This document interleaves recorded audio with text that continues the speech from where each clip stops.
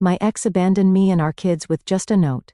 6 years later she returned, but I was already divorced, remarried, and thriving. Alright, here's my story. I've been sitting on this for a while, but maybe putting it out there will help me make sense of it. My name is Jake M., and my ex-wife Lisa and I have known each other for 11 years. We met in high school. She was my first everything. We got married after graduation, thinking we'd figure out life together. Turns out, Lisa had a very different idea of what figuring it out meant. At first, it was great. We had 2 amazing kids, a boy and a girl, and I thought we were solid. Sure, Lisa always had a taste for the finer things, but I chalked it up to her wanting the best for our family. That's what you do, right? You justify it because you love them. But somewhere along the way it stopped being about us and started being about her. Then I noticed Lisa changing, bit by bit. She started hanging out with this new group of high-class moms from school. You know the type, always decked out in designer gear, talking about vacations in Bali or whatever. I figured, alright, cool, she's making friends. But then it started getting weird. Suddenly she was talking about how we needed a nicer car, trendy outfits for the kids, and bags that cost more than our mortgage. At first, I thought maybe this was her way of showing love or trying to step up. But by the time the 5th Gucci bag landed in our closet, I was like, what the hell is going on? Is this a phase or some kind of shopping addiction? Things went downhill fast. Rent was late more than once, and I could see the credit card bills stacking up. Every time I tried to have a real talk about it, she'd hit me with, "You don't get it. I'm doing this for us," or, "You don't understand what it takes to fit in as a mom these days." Like, what? Since when did being a mom mean living like a Kardashian? It wasn't just the spending, it was the attitude. She seemed more focused on keeping up with her new squad than keeping us afloat. It came to the point where I'd come home from a 10-hour shift, exhausted, and instead of finding some peace, there'd be another Amazon package or a shopping bag with stuff we didn't need. I was struggling to even pay rent on time, and every conversation about it felt like hitting a brick wall. I'd tell her, "Lisa, you've got to knock it off. We can't live like this." She'd roll her eyes and say, "Don't you want your family to have nice things?" Or some other excuse about keeping up appearances. Then things got worse. Work slowed down, and my hours got cut. Money was tighter than ever, and I was scrambling just to keep the lights on. I'd try to talk to Lisa about cutting back, but she acted like it wasn't her problem. "Don't you want us to enjoy life?" She'd snap. Of course, I wanted us to enjoy life, but how were we supposed to do that if we couldn't even afford the basics anymore? I wasn't asking for the world, just for her to ease up on the unnecessary spending. I thought it was reasonable to expect her to pitch in by cutting back at least while we were struggling. It felt like I was carrying the weight of the world alone. No support, no understanding, just her piling on more stress. I thought maybe she'd step up. Maybe we'd face the rough patch together. That's what partners do, right? Nope. So, one night, the doomed night, I woke up and realized Lisa wasn't next to me. My first thought, midnight snack raid. My second thought, maybe she finally got that 3 a.m. explore the world bug she always joked about. Turns out, it wasn't a joke. The house was dead silent. No lights on, no sounds, just me in a dark room. That's when I saw it. A folded piece of paper on her pillow. I sat there for a second, staring at it like it was going to explain everything. My heart was pounding. I unfolded it, and the first line was, "Jake, I need to do this for me." She wrote about how I was holding her back, how she'd met someone who could help her explore the world, and how this was something she'd always wanted. She said she wished she didn't have to hurt me or the kids, but sometimes you have to leave behind the things that keep you small. Then came the part that really got me. I'll be back in a few years. By then, I'll have experienced the life I've always dreamed of, and we can pick up where we left off. I read it over and over, trying to make it make sense. She was leaving us for another guy, for some fantasy of living the high life. A few years? Pick up where we left off? Like our lives were just some paused movie waiting for her to come back. I couldn't breathe. My hands were shaking as I reread the note, trying to convince myself it wasn't real. But it was. Lisa had left me and our kids for what? Some delusion of a better life? I started spamming her phone, but it went straight to voicemail. I called again and again, but nothing. I woke the kids up. I don't even know why. Maybe I thought if they called she'd pick up. But no, they tried to, and it all went straight to voicemail. My son, who was 12 at the time, looked up at me with these confused eyes and said, "Is Mommy gone? Did something happen to her?" And my daughter, she was only 8, asked, "Is Mommy in heaven?" That question hit me like a truck. I didn't know what to say. How do you explain to your kids that their mom just walked out on them? I ended up stammering something about how she was going away for a while, but nothing about it felt right. At that point, I started spamming her phone every few minutes. I'd pick up my phone and try calling her again, hoping she'd answer and tell me it was all some horrible joke. But the only thing I got was her voicemail. By morning, the reality started to sink in. Lisa was gone, and she wasn't coming back. Not anytime soon anyway. I had 2 kids who needed me, and I had no idea how I was going to explain to them why their mom decided we weren't enough for her. That note became a turning point for me. At that moment, I stopped being a husband and started being something else. A man who had to figure out how to keep his family together. Even when the person who was supposed to be my partner decided we weren't worth sticking around for. It's crazy how one piece of paper can change your whole life. Ever since that night, everything felt like a blur. I'd wake up, look at the empty spot on the bed, and wonder if it was all some weird nightmare. The first few months were a grind. I was trying to juggle work, bills, and raising 2 kids on my own. Before, I had someone to help, even if Lisa wasn't exactly the most hands-on mom. Now it was all me. Packing lunches, helping with homework, cleaning up spills. It felt like I was drowning in responsibilities. I'd fall into bed every night, completely wiped, only to wake up and do it all over again. Money was tight, too. Lisa's spending had drained most of our savings, and with just my income, it felt like I was constantly one step away from falling behind. Every little expense felt like a crisis. I constantly sat there wondering how the hell I was going to make it all work. It reached a point where I almost gave up, but I knew my kids were there, waiting for me to be there for them. So I decided to get my act together. I stopped feeling sorry for myself and started making moves. I cut out anything unnecessary. If it wasn't keeping the lights on or food on the table, it was gone. I also started hustling. I picked up every overtime shift I could get, and even started freelancing on the side. Nights when I'd normally crash, I was up late working. It wasn't easy. There were times I thought I was going to drop from exhaustion, but little by little, I started to see the results. I sold off anything we didn't need or use. That fancy coffee maker Lisa had to have? Gone. The treadmill collecting dust in the corner? Sold it. It felt good, honestly, like I was taking control again. At home, I made sure the kids were taken care of. I cooked every meal, found secondhand clothes for them, and planned little outings. Trips to the park, movie nights. Ben and Ellie, they were tougher than I ever gave them credit for. Sure, they missed their mom, and bedtime was rough for a while, but they started to adjust. One night, about 6 months after Lisa left, Ben came into my room holding a picture of her. He handed it to me and asked, "Do you think she'll ever come back?" Man, that question hit hard. I sat there staring at the picture. Back then, life felt so simple, like we were just your average happy family. I wanted to tell him she'd come back, that everything would go back to normal, but I couldn't lie to him. "I don't know, buddy," I said, "but no matter what, I'm here. We're going to be okay." Over time, things started to shift.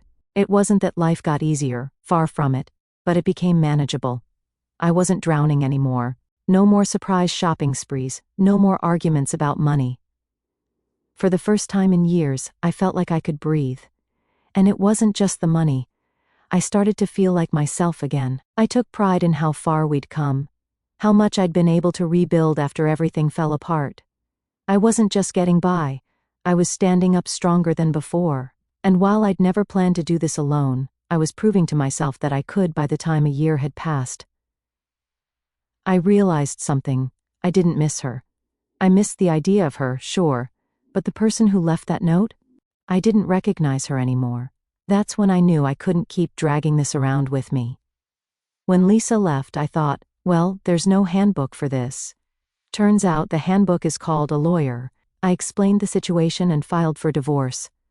That felt weirdly liberating, like unsubscribing from a newsletter you didn't even sign up for. Since Lisa was nowhere to be found, the process was quick and easy. It wasn't like I wanted things to reach that far, but it was the right thing to do. I sold the house, a place that had started to feel like a museum of bad memories, and moved us to a smaller place in a quieter town. Lisa had hated the idea of moving somewhere less flashy, but I didn't care anymore. I was done living for her.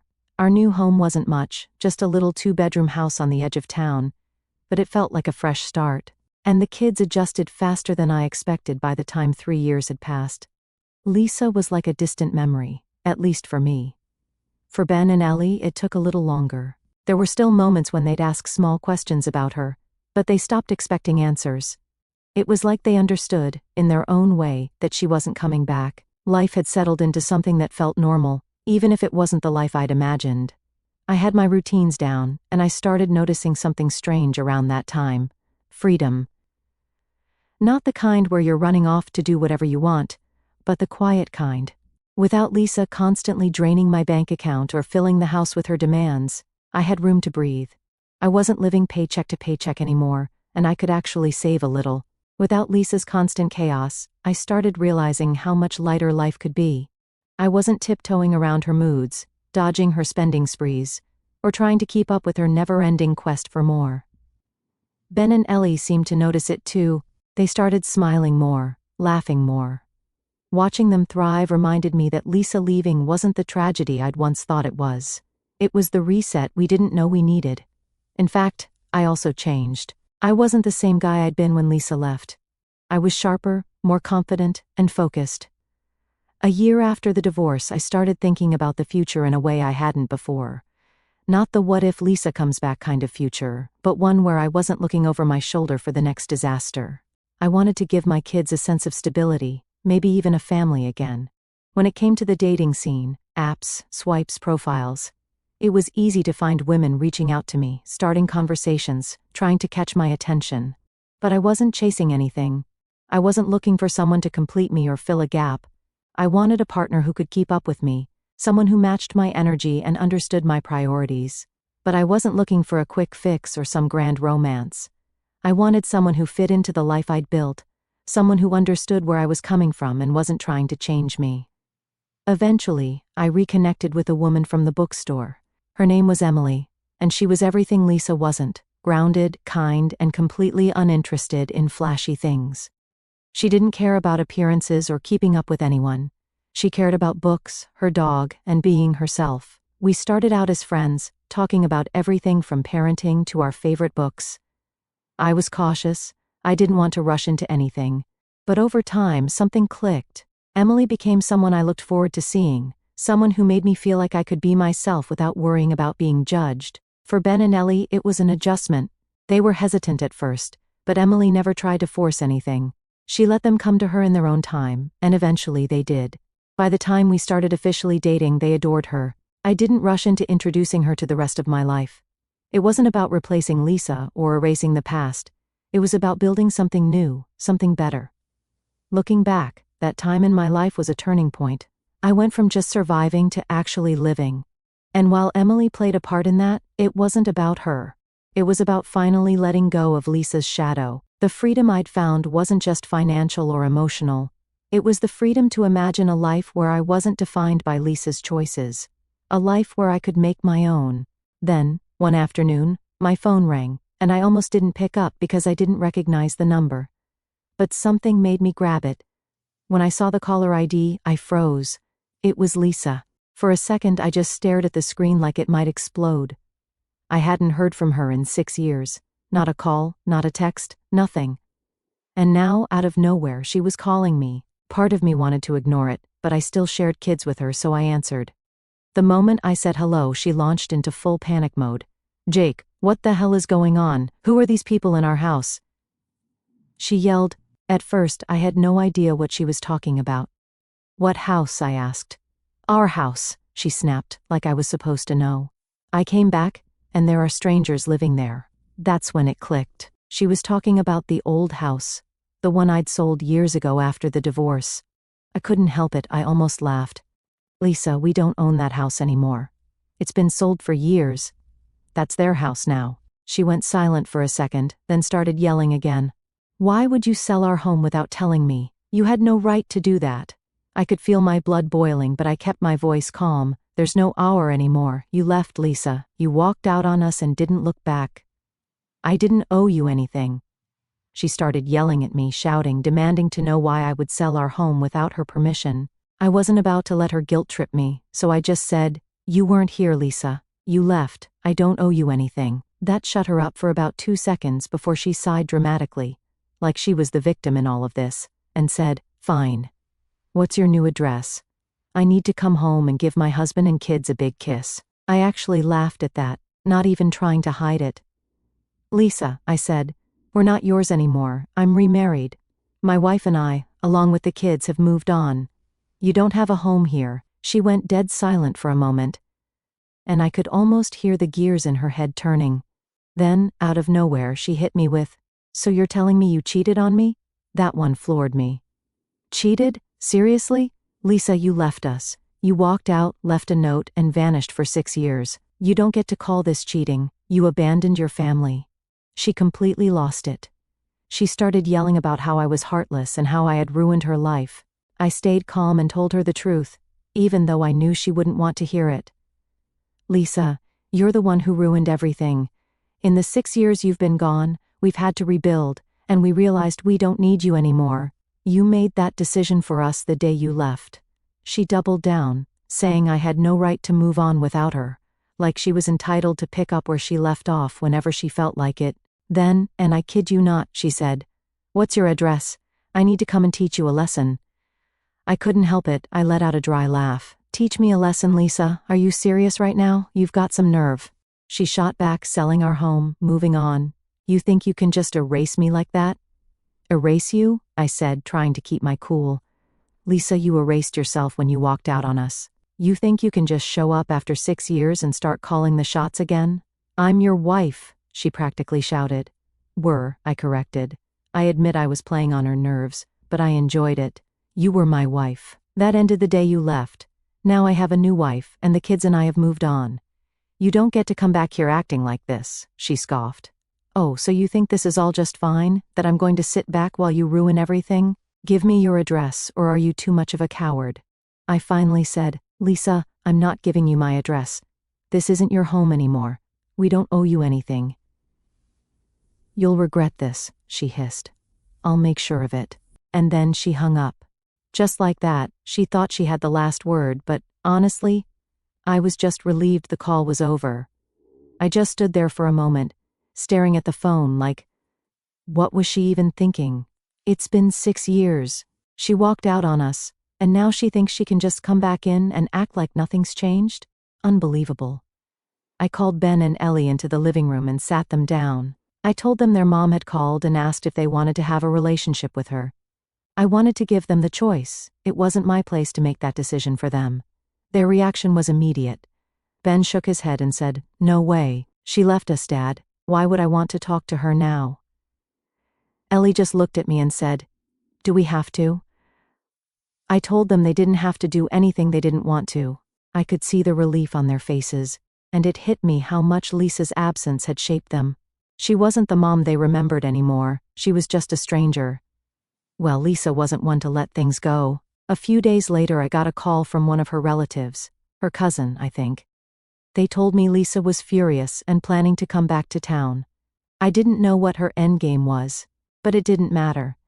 She wasn't walking back into our lives like nothing had happened. The thing is, Lisa had this way of twisting reality to suit her narrative. She didn't see herself as the person who abandoned her family. In her mind, she was the victim, the one who'd been wronged. But that wasn't my problem anymore. I had a new life, one I wasn't willing to compromise for her drama. Now, with Lisa in the picture again, everything turned into chaos, as if 6 years of silence wasn't enough drama. After our phone call, I thought maybe she'd realize she wasn't welcome and leave us alone. But no. Lisa doubled down. She started calling and texting nonstop, leaving these rambling voicemails about how I'd betrayed her and how she deserved to be part of our lives again. At first, I ignored her, but then things escalated. She even called once while I was at work. I picked up because I was tired of the constant interruptions. "You think you can just replace me?" She snapped the second I answered. "Lisa, what do you want?" I asked, trying to keep my cool. "What do I want?" "I want my family back," she shouted. "You had no right to move on without me. We were supposed to pick up where we left off." I couldn't believe what I was hearing. "Pick up where we left off?" I yelled. Lisa, you walked out on us, you left a note, disappeared, and didn't look back for 6 years. You don't get to show up now and act like nothing happened. She scoffed. Like I was the unreasonable one. I told you I'd be back. You should have waited for me. That's what families do, they stick together. Families also don't abandon each other, I shot back. You didn't care about us when you left, and we don't owe you anything now. That's when she started throwing accusations. She claimed I was trying to erase her, that I'd brainwashed the kids against her, and that I cheated by remarrying. She even had the audacity to say, I hope your new wife knows she's living in my shadow. I hung up after that. There was no point arguing with her. But she wasn't done. She started spreading rumors among her extended family, saying I'd stolen her house and kept the kids from her. Thankfully, her relatives weren't buying it. Then came the legal threats. She claimed we were still married and announced that she was planning to have my marriage to Emily annulled. Can you believe that? She acted like she could throw the reverse Uno card in my life because it didn't fit her narrative. Apparently, she thought the divorce didn't count because she hadn't been there to contest it. I couldn't help but laugh when I heard that one, like she could just skip out for 6 years, then pop back in and declare the whole thing null and void. She was acting like the world had been on pause while she was gone, as if everything would be exactly how she left it, just waiting for her to pick back up whenever she felt like it. The sheer audacity of it all was mind-blowing. Lisa was so caught up in her own delusions that she genuinely thought her absence wouldn't change anything. That's not how the legal system or life works. I had the paperwork to prove the divorce was finalized, and she'd been notified through every legal channel possible back then. But apparently, ignoring reality was her specialty. She was throwing around big legal terms and acting like she had some sort of case, which was laughable considering she abandoned us and had no leg to stand on. Emily and I talked it over, and honestly, we weren't even worried, just annoyed. Lisa's threats felt more like a tantrum than anything real, but it didn't make them any less irritating. I sent her a firm message through my lawyer, reminding her that our divorce was legally finalized years ago, and that she had no claim over my life or my family. I thought that would shut her down, but Lisa wasn't one to go quietly. Around this time, Lisa went full-on crazy mode. I guess when she realized I wasn't biting on her calls and messages, she decided to go after Emily instead. Lisa had somehow gotten her number, don't even ask me how, and sent her this long chain of unhinged texts. Stuff like, you think you can just take my place? You'll never be their real mom. You're nothing to them. And another one that said, Jake is mine, and you'll never change that. Don't think for a second this is over. I was seeing red. Like, who does that? Emily didn't sign up for this crap. But Lisa wasn't done. She started spreading rumors about Emily around town, telling anyone who'd listen that Emily was a homewrecker and that she'd stolen me. It was laughable, honestly, but it still pissed me off. I wasn't about to let her keep pulling this crap. The next day, I went straight to my lawyer and filed for a restraining order. Lisa was officially out of chances. Of course, she didn't take it lying down. She kept trying to stir up trouble, but at least the restraining order gave me some leverage to shut her down. By the time Lisa's attempts to force her way back into our lives had run their course, I was done. Completely done. I tried to shut her off in every way possible. At some point the calls stopped, the messages dried up. Maybe she finally realized there was no getting through to me. Or maybe she just moved on to her next scheme. Either way, the silence was a relief. For the first time in years, I didn't have to deal with her constant chaos, and I could focus entirely on my family and the life I'd rebuilt. It was like a weight had been lifted, a reminder that she no longer had any power over me or my choices. After a few months, life was finally calm. I was thriving at work, the kids were doing great, and Emily and I had built a life I was proud of. It was during a work dinner, one of those formal networking events where you shake hands, make small talk, and hope the food is at least edible. I'd been invited as a guest of honor for some project I'd led, and everything was going smoothly until she showed up. Lisa. At first I thought my eyes were playing tricks on me. She was there, dressed to the nines, hanging off the arm of my boss. My heart dropped. Of all the places she could have appeared, why here? I wasn't sure if she'd seen me yet, so I kept my cool, staying polite and professional. But of course, Lisa wasn't one for subtlety. The moment her eyes locked on mine, she froze, then plastered on this fake smile, like she hadn't ghosted me and the kids for 6 years. She walked over, dragging my boss with her, and started laying it on thick. "Jake, wow, I had no idea you'd be here," her voice dripped with fake enthusiasm. I didn't say a word, just nodded politely and turned back to my conversation. She didn't like that. "Aren't you going to introduce me?" she asked loudly, trying to pull attention. I still didn't bite. Instead, I excused myself, grabbed my jacket, and made my way toward the exit. That's when it happened. Lisa lost it. "Really? You're just going to walk away?" she yelled, loud enough for half the room to turn and stare. "You think you can just erase me from your life, Jake? I am your life." Her outburst was so loud it stopped me in my tracks.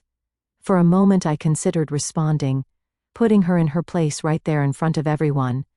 But then I looked around, my boss, my colleagues, strangers, and realized it wasn't worth it. Instead, I turned to her and said calmly, "Lisa, this isn't the time or place. You need to leave." She started ranting about how I'd ruined her life, how I'd stolen her family, and how she deserved better than this. It was embarrassing, honestly. I could feel everyone's eyes on us, but I refused to stoop to her level. I just shook my head, turned back around and walked out of the room. That night, as I sat at home with Emily and the kids, I realized how far I'd come. Lisa's outburst didn't faze me. It was just noise. The life I had now, the family I'd rebuilt, was all that mattered. Emily asked me what had happened at the dinner, and when I told her, she just laughed and said, "Sounds like she hasn't changed a bit." "Nope," I said, smiling, "but I have. Because that's the truth. I'm not the guy Lisa left behind all those years ago. I've grown. I've built something real, something solid. And the best part? I've got the kind of family Lisa could never understand. A genuine one." Lisa's return might have been chaotic, but it reminded me of something important. I'm done with the past. My focus is on the people who truly matter, the ones who've stood by me through everything. And let me tell you, life's never been better. Thanks for sticking with me, guys. This journey's been a wild one, but I'm proud of where we've landed. Here's to new beginnings.